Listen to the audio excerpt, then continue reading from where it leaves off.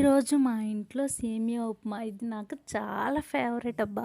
Maximum రవ్వ ఉప్మా కన్నా సేమియా ఉప్మా ఇష్టపడే వాళ్ళు చాలామంది ఉంటారు. కానీ మా ఇంట్లో మొత్తం రివర్స్. సేమియా ఉప్మా చేసిన రోజు మా ఆయన ఫేస్ చూడాలి, చాలా కష్టంగా తింటాడు దాన్ని. ఓకే, అది పక్క నుంచి ప్రిపరేషన్ చూసేద్దాం. ఒక ఆనియన్, 2 చిల్లీస్ సన్నగా ఈ విధంగా కట్ చేసుకోవాలి. ప్యాన్ హీట్ ఎక్కిన తర్వాత 2 టేబుల్ స్పూన్ ఆయిల్ వేసుకోవాలి. ఆయిల్ బాగా హీట్ అయిన తర్వాత 1 కప్ సేమియా ఆయిల్లో వేసేస్తున్నాను.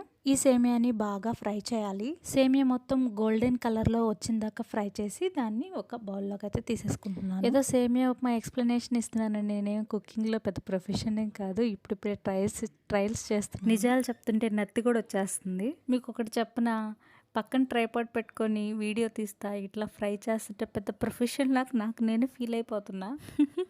ఫీలింగ్ చాలా బాగుందిరా చారు. ఓకే, మళ్ళీ కుకింగ్లోకి అయితే వెళ్ళిపోతాం. తర్వాత మళ్ళీ స్టవ్ ఆన్ చేసి ఈ ప్యాన్ మళ్ళీ స్టవ్ మీద పెట్టి కొంచెం ఆయిల్ వేసి పోపు దినుసులన్నీ వేసి ఒక కరివేపాకు, మనం కట్ చేసి పెట్టుకున్న ఆనియన్స్ అండ్ చిల్లీ బాగా ఫ్రై చేయాలి. అవి బాగా ఫ్రై అయిన తర్వాత ఒక తగినన్ని వాటర్ అయితే పోయాలి. బాగా హీట్ అయ్యి వాటిలో నుంచి వాటర్ బబుల్స్ లాగా బుడగల్లాగా వచ్చిన తర్వాత కొంచెం సాల్ట్ వేసి బాగా బాగా మరిగిన తర్వాత దాంట్లో సేమియా వేసేసి బాగా అలా ఇలా కలబెట్టేయండి. అంతే, సేమియా ఉప్మా రెడీ.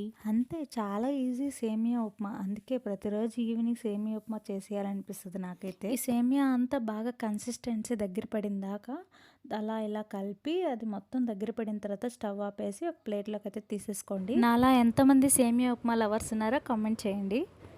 రవ్వ ఉప్మా కన్నా ఈ సేమియా ఉప్మా 100% బెస్ట్ అబ్బా. అయినా టేస్ట్ చాలా బాగా వచ్చింది. మీరు ట్రై చేయండి. Bye bye.